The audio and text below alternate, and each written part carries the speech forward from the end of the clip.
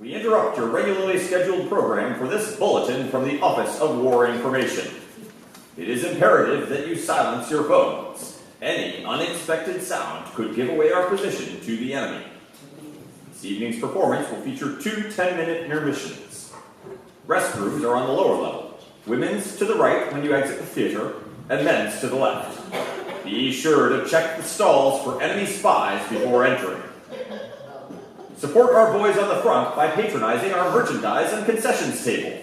There are rumors that none other than Hedy Lamarr, starlet of the silver screen, will be stopping by to sell war bonds this evening. And as you know, paper is in short supply. If you want to support our ongoing scrap drive, please leave your program on your seat as you leave. Lastly, Uncle Sam wants you to join the war effort. The Post-Meridian radio players are looking for assistance in solving mysteries this summer. Audition to join our detective force on May 7th and 8th as we strive to build a strong, fair, and just America. Now, we bring you tonight's performance of Lest We Forget. Remain vigilant, but don't let that stop you from enjoying Blow That Whistle.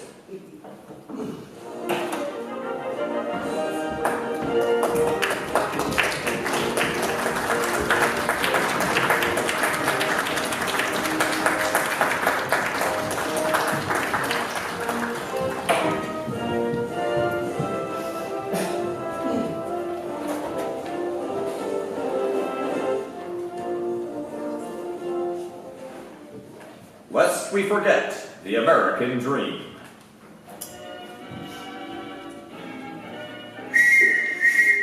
Mailman, Mrs. Peters. 2 letters today. Oh, thank you, Doc.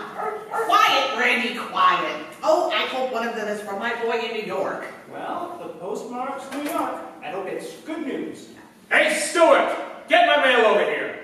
Be right over, Mr. Jackson. Soon as I finish talking to Mrs. Peters. Well, get a move on. I'm expecting some important letters. Important letter. That neighbor of mine is up to no good. I can tell you that. He never works, stays out late nights, and all that mail you bring him every day. You look out for him, Doc. Lest we forget the American dream. Another in a series of programs dedicated to you, to me, to all Americans, and to the kind of America we want to live in. Our story, Blow That Whistle. Doc, that's what they call you. Oh, you're not a doctor, you're just a postman. But they seem to like you. The kids, the storekeepers, the womenfolk. Seems they kind of depend on you, respect you. That's why you figure they call you Doc. Yes, sir, everybody calls you that. Except Harvey Jackson. You haven't hit it off with him real good since the day he moved to town. Always seems to rub you the wrong way. Maybe it's your fault, though. Maybe you ought to be a little friendlier. Come on, Stewart, come on. Give me my mail. I haven't got all day. I'm sorry to keep you waiting, Mr. Jackson. Here it is. A stack of it, too. A dozen letters from Chicago, a couple of magazines. Never saw these around here. Never mind about that. Just give it to me. Well, if that's the way he wants it, why, all right. You give him his mail. Some people, you guess, are just naturally ornery. You hitch up your bag on your shoulder, turn your back, and start on your way. Stewart! Yeah? I'm sorry I talked to you that way. Didn't mean to snap your head off. I was worried about a letter, but it's come. Well, we all get a little jumpy now and then. It's all right, Mr. Jackson. No, it's not. Things are bad enough in this country without people like us getting mad at each other. Huh? How's that? Well, I mean, Americans have to stick together. Join ranks, sort of. Especially nowadays. You're surprised at that. You wonder about it right through the day. How come Mr. Jackson's talking to you man to man all of a sudden? Good common sense, though, you've got to admit that. That's why you tell your daughter when you get home that night. Yes, Dad? And then what did he say? Oh, something about Americans have to stick together nowadays. Stop fighting one another. Join ranks. Well, that's what I think. And so does Stephen. He says he did all the fighting he'll ever want to do on Okinawa. Why, only last night, Stephen told me. Seen quite a bit of this Stephen fella lately, eh, Helen? Stephen, what's his name? Wojcik, Dad. Stephen Wojcik? Oh, you like him, Dad, don't you?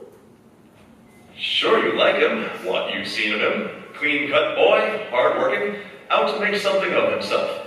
Almost good enough for your daughter, you'd say, if any man could be. Yes, you're Helen something pretty special, you figure. And this Steve Wojcik seems to know it, too. You can't help thinking well of a man with that kind of sense. And you like it, too, a couple of days later, when Mr. Jackson shows he's really interested in you as a person. A friend, maybe. Take that day your feet were hurting so bad. Say, that's too bad, Stuart. I'll bet I know what the trouble is. Your shoes. Oh, I doubt it, Mr. Jackson. Been buying the same kind down at Joe's Bazaar the past 10 years. Joe's Bazaar. Joe Scarletti's.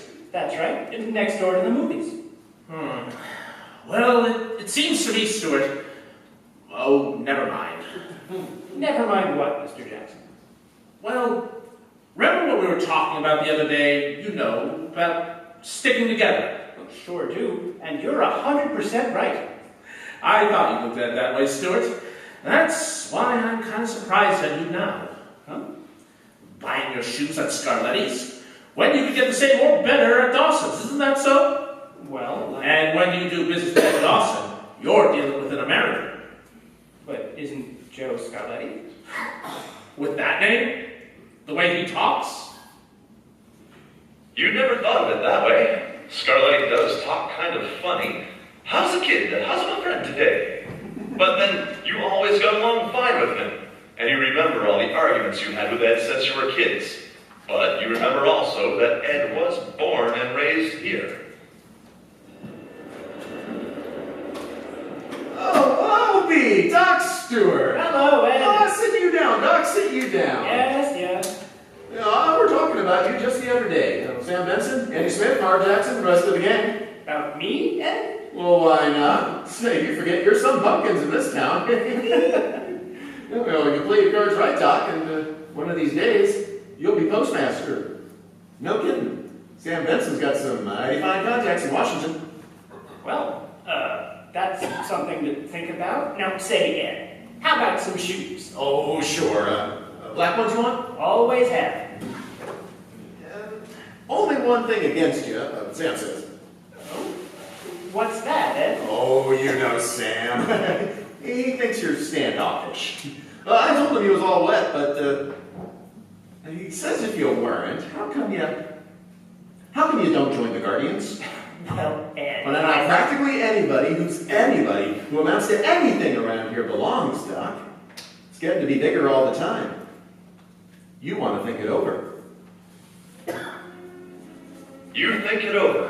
When you're trying on the shoes, when Ed wraps them up for you, you think it over all day. And it still sounds a little silly. Same as it did months ago when the Guardians got started. Looked like a pack of grown-ups carrying on like kids at Halloween. Now you're not so sure. It's what they want to do that counts, not the trappings. Next day, when you give him his mail, you talk it over with Harvey Jackson. What's silly about helping to protect the best interests of this country? Well, I was thinking... What's so silly about seeing to it that real Americans get a chance to run things?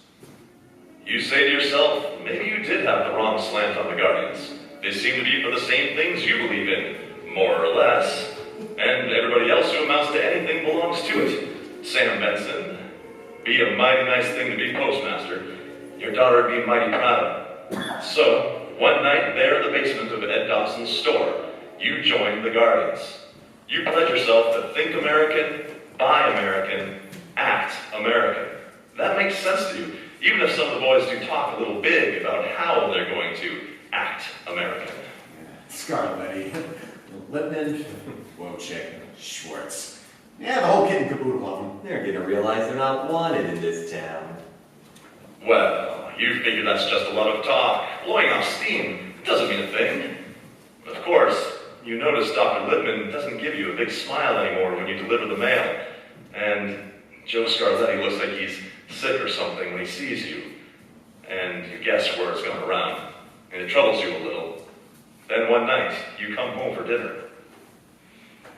Dad! Hello, darling. Helen, what's the matter? Dad, he hasn't any right to talk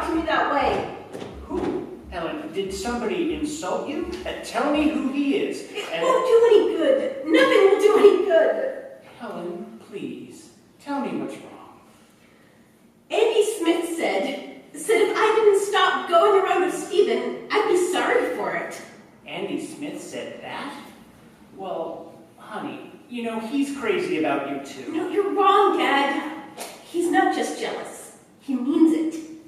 He said I'd better say goodbye to that Slovak while I still had time. Dad, I'd die if anything happened to Stephen. Where does Andy Smith get off talking like that to your daughter? Threatening her. You'll see him at the meeting at the Guardians tonight, and you'll set him straight. Only when you get to the meeting, you don't get a chance to talk to him. I'm really looking forward to it. Quiet, everybody. Settle down.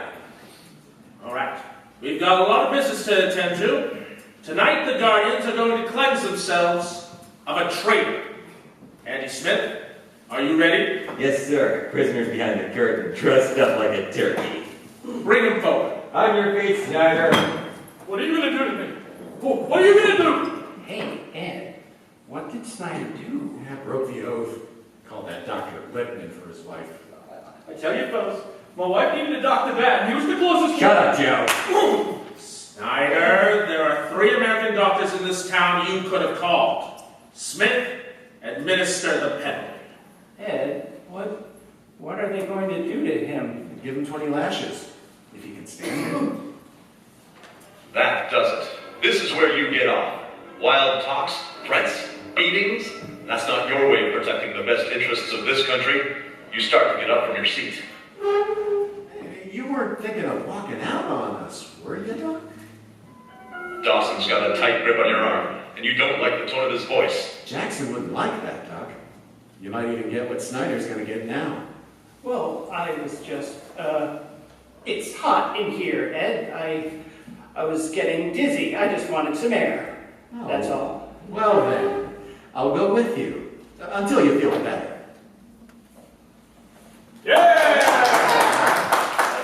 And now, the time has come for action. The time has come to prove that when we say our town has no room for un-American elements, we mean it. Tonight, we attack our objective, the most outstanding foreign element in our community, Joe Scarletti. Tonight, we destroy the interior of Joe's Bazaar. Pick Squad will do the job. Andy Smith, Ed Dawson, John Stewart, and myself.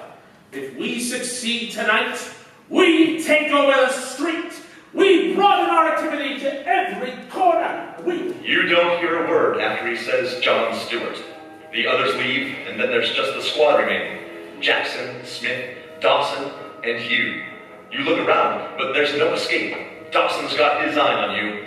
You have to be careful. You listen to their plans with a sinking feeling. And then you, John Stewart, Doc, the fella everybody likes, everybody depends on. You set out like a hoodlum to destroy a business that took a friend of yours 20 years to build up. This'll show we mean business. We'll clean up this town, get rid of all the foreigners. We'll get plenty of publicity out of this, Ed. Yeah. And then comes the next election, we'll take over. Yes, sir, we'll take over. Here's the alley, back of the store. No one's around? Come on. The alley's dark, and your heart's in your throat as you hurry towards Scarletti's store. These fellas have big ideas, bigger than just beating up people with accents in different ways. They're after power, and there'll be no stopping them unless they're stopped tonight. You've got to do something, but there's no one to help you. What can you do? What can you do? Here's the fence. You first, Doc. Wait. I wonder if there isn't some other way. We've got it all figured out, John. Get moving. Getting cold feet again, Doc? God, Doc's not getting cold feet. Go on, give me a hand, Ed. We'll boost him over. They hoist you up. You swing 1 foot over the wall, and you know you're trapped. There's no escape, no turning back now. And then you feel something pressing into the flesh of your heart. It's your whistle, your mailman's whistle.